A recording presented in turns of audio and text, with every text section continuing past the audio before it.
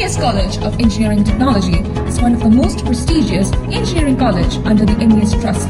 An ISO certified college approved by AICTE Delhi and affiliated to APJ Abdul Kalam Technological University, located near Cochin International Airport. We give 100% placement assistance. Admissions started for UG programs. For more information, contact 944-77-81-611. Embark your journey with MESC. Adivad football മത്സരത്തിനിടെ gallery തകർന്നു വീണ് 40ഓളം പേർക്ക് പരിക്ക്. ആശുപത്രിയിൽ കഴിയുന്നവരെ Antony John MLA സന്ദർശിച്ചു.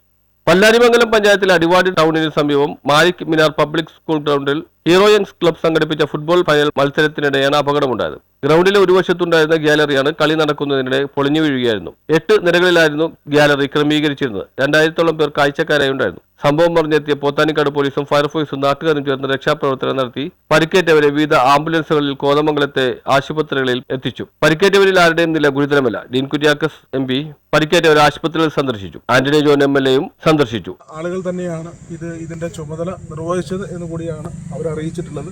ഏതായാലും വലിയ തോതിൽ മറ്റ് പരിക്കുകളോ പ്രശ്നങ്ങളോ ഒന്നുമില്ലാതെ ഇല്ല എന്നുള്ളത് തന്നെ നമ്മെ സംബന്ധിച്ച് വലിയ ആശ്വാസമാണ്. ഏതായാലും ഇപ്പോൾ ഇനി ചികിത്സയിൽ കഴിയുന്ന ആളുകളെയും ഞങ്ങളെല്ലാവരും ആശുപത്രിയിൽ പോയി സന്ദർശിച്ചതിന് ശേഷമാണ് ഇവിടെ എത്തിയിട്ടുള്ളത്.